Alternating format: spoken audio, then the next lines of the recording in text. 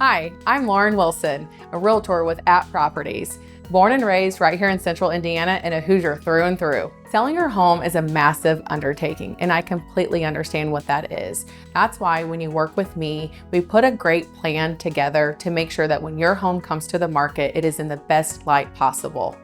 Again, I'm Lauren Wilson, 317-590-2290. 317-590-2290.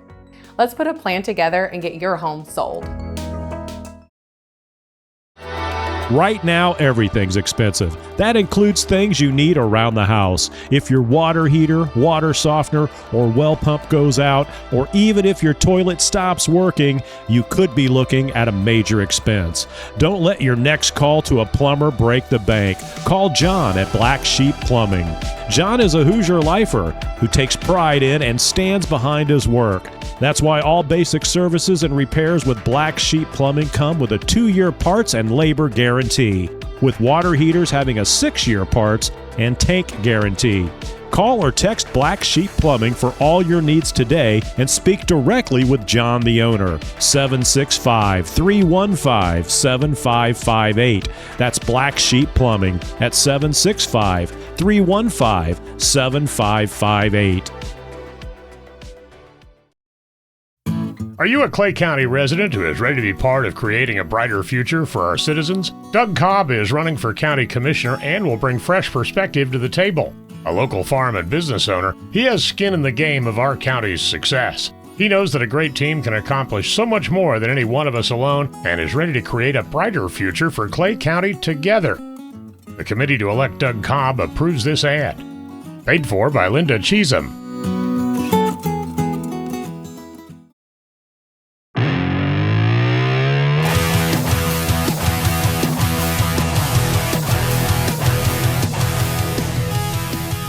So the Midstates Corridor is an issue we talk about quite a bit here on the Rob Kendall Show, and it is not just a big deal in the state of Indiana, it is a big deal across the country, and it has gotten the attention of a guy who has been an advocate for a very long time for good government, good public policy, getting bad ideas out of government. Founder of You Are the Power, also the 2024 Libertarian nominee for vice president, Spike Cohen. Spike, hello. Hi, Rob. Thanks for having me on, man. I really appreciate it. So you live all the way in South Carolina. You're, like I said, nationally known to people. You're on their ballot in 2024 as Libertarian nominee for vice president. Tell us about how the Midstates Corridor, it's so bad it even got your attention a half a country away. Yeah, it's that bad. So I'm the founder, as you said, I'm the founder and president of You Are the Power. We are a 50-state grassroots organization, and what we do is we protect people against abuse by local and state level government officials. We rally public support to get those officials to back off and stop abusing the people that they're harming, and then we try to push for legislative fixes to make sure that that abuse never happens again. So that relevant to this, we had a lot of people, a lot of Hoosiers come out and tell us about the Midstates Corridor project, especially the people in the Du Bois County? Yeah, Du Bois County, that are Du Bois County that are directly affected by this stuff. And we looked into it. This is prototypical of the kind of stuff that we fight. You've got a highway that basically no one's asking for. I think it's like 81% of residents have said that they're against it. And those that are in the affected path, basically it's 100% that are against it. They're having their land forcibly taken from them using eminent domain to build a nearly $4 billion highway that is parallel to 2 other highways that are already there. This makes no sense unless you happen to own like a logistics company that was right. This was right in your backyard, and you happen to be the governor of the state. Other than that, it doesn't really seem to make sense. And so, yeah, we found out about this and jumped right on it. And the response has been pretty incredible. Let's talk about that for a second, because I think that's a big deal. It's something we hit on all the time. I wrote an article in the Indy Star just last week about this. The thing that rubs so many people the wrong way is the governor of the state of Indiana, Mike Braun, as you said, Meyer Distributing, his company, they seemingly would make big money out of this. They are in documents, that the state has compiled in support of this, saying I would help their company. I think that really rubs people the wrong way when you're talking about spending billions of dollars, and the governor's company would make out pretty well. Spending billions of dollars and destroying a more than century-old German farming community in the process. Because if you look at how the projected path for this thing, the only way it's going to be able to be built, because again, the two other highways that it's parallel to and makes you wonder why they're even building this thing, and I forget their names, their numbers offhand, so I apologize, but it literally, those ones went around this long-standing farming community. This is going to affect something like 300 homeowners. It's going to tear up protected wilderness. It's going to tear up farmland, and it's to build a highway that no one wants. And it's, again, when I say prototypical of the kind of stuff that we do, this is that. This is, you have one or a handful of politicians that seek to gain from this. And so they're going to rob all of the taxpayers in Indiana to pay for this. They're going to steal the land and way of life of an entire community of people there in southern Indiana. And they're going to build a project that only really seems to benefit them, that no one else wants. And that's why we're fighting against it, and we're continuing to push hard against it. I know you touched on this briefly. Spike Cohen, our guest. You Are the Power, his organization. You may know him best as 2024 Libertarian nominee for vice president. Tell us about You Are the Power, youarethepower.net. Yeah, so coming out of the 2020 campaign, I realized that a much more effective way, especially if you're running in a party that's almost certain to lose, that when you're running that way, that what are we trying to accomplish here? And I thought, okay, well, I'm trying to accomplish getting our ideas out there, ultimately with the goal of helping people, right? Because if we believe that a smaller government, I like to say, Rand Paul likes to say small enough to fit within the confines of the Constitution. I say small enough to drown in a bathtub, potato. But you make a government small enough that it has a healthy fear of the people, and not what we have right now, where we have an unhealthy fear of the government. People are going to benefit from that. Well, if I'm running for office and I'm going to lose, then even if I get people to hear my ideas, I'm also reinforcing the idea that they'll never win. If instead I find something that is an achievable goal, so we find people that need help now, not some, a hypothetical future, but now they need our help, and I can apply our principles in a way that encourages people to join us on this thing they agree with us on, and then we win on it, then we can go and win on the next thing and the next thing and the next thing. Since 2023, You Are the Power has taken on nearly 1,000 causes. We've lost once. That's amazing. And by the way, I realized as soon as I said that I'm one election cycle behind on myself. It was 2020. You were that's fine. Yeah, nominee for governor. These elections all run together. We lost that one too. So and that's the whole point, is that it's. I have deep respect for my libertarian friends who are still running for office, and some of them run in local races where they can win, and some of them are running in offices that they know they're not going to win, but they're trying to spread the message. Godspeed, God bless. I'm glad they're doing it. I decided that I wanted to take another route, and that route is completely outside of electoral politics. I work with Republicans, Democrats, independents, libertarians, people that hate politics, people who don't know anything about politics. I work with whoever's standing in front of me to say, let's do the right thing together. We know what the right thing is here, so let's do it.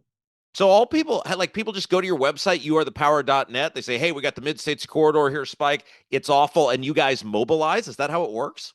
Yeah, so the way we typically do this is we put out content about whatever the cause is. So in this case, the Midstates Corridor project, and we explain what the problem is. And we give just enough information where people can find out more by going to a page on our site for this specific cause that gives a little bit more detail. And more to the point, it gives them an easy way to contact all the officials involved. They can press, just with a few clicks, they can create pre-populated emails that have all the wording. They can change the wording. They can add their own wording, or they can leave it as is. They just put their name at the bottom and press send, and inside of in about the time it took me to explain it, or maybe even less, if they click fast, they just helped us to win on this and to contact these officials. It's been wildly successful, and I know what I'm saying sounds like something an 8-year-old would come up with, where you say, well, hey, why don't we just tell them not to do that? Again, we've lost once. We've reunited families. We've gotten legislation passed. We've killed legislation. We just killed legislation in Tennessee, or we actually had it so rewritten that it's not even the same legislation. We've been very wildly successful, and it's just taking people's attention on things that matter to them, that are affecting real people, not getting bogged down in partisanship or policy or the principles behind it. These are the people doing it. These are the people being harmed. These are the people harming them. Let's go tell them to stop doing that and to join us in doing the right thing. It's really amazing, Spike, and you touched on something that I found as a former elected official. One person can't fix it. It's going to take an army of people. And I think that's amazing what you guys are doing, helping people all over the country, mobilizing on an issue like this, because if you're trying to beat the governor here, and we're all sort of working on the same team. You are the power, the stuff we're doing, other publications have written about this. It's taking that many people just to beat the governor. Yeah, I like to look at it slightly differently than beat the governor and get the governor on our side. The effect's the same, but I'm not trying to actually get into an argument or be adversarial with anyone.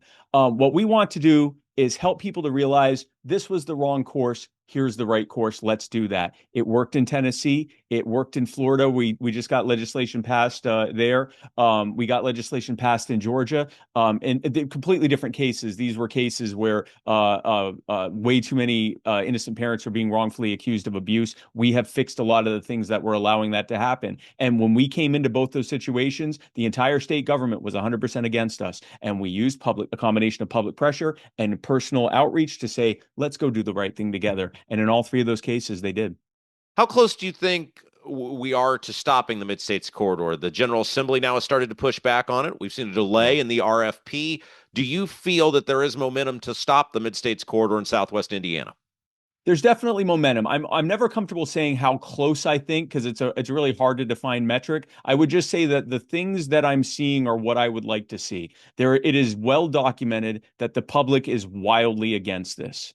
It is well documented and well known that, within the existing power structure, this is a wedge issue. The base of the electorate in Indiana does not like eminent domain, and they certainly don't like it for this. They don't like destroying historic rural farming communities. They don't like they don't even like how it's sold, that, we got to make way for progress. They don't even like hearing it that way. Like however it's presented, they don't like it that way. And for that matter, I'm hearing people don't like how the property taxes are going there too. So we're looking into that as well. But hey, do we have a home for you, Spike? You have come to the right place for property tax reform.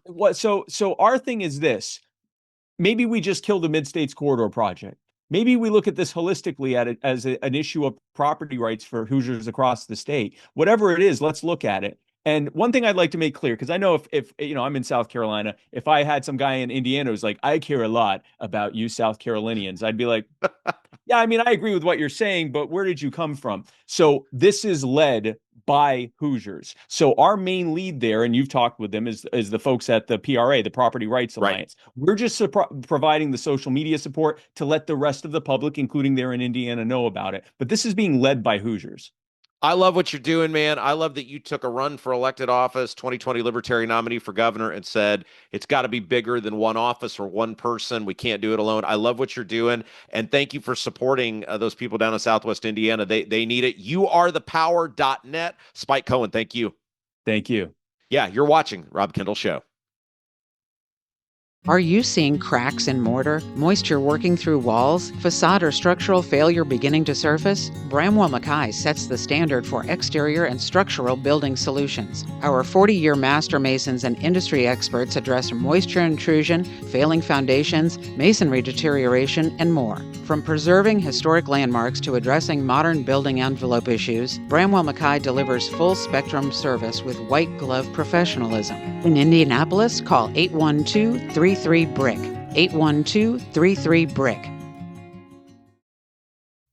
Are you a Clay County resident who is ready to be part of creating a brighter future for our citizens? Doug Cobb is running for county commissioner and will bring fresh perspective to the table.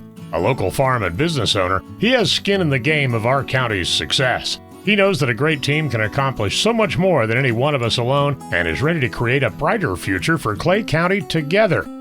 The committee to elect Doug Cobb approves this ad. Paid for by Linda Cheesem.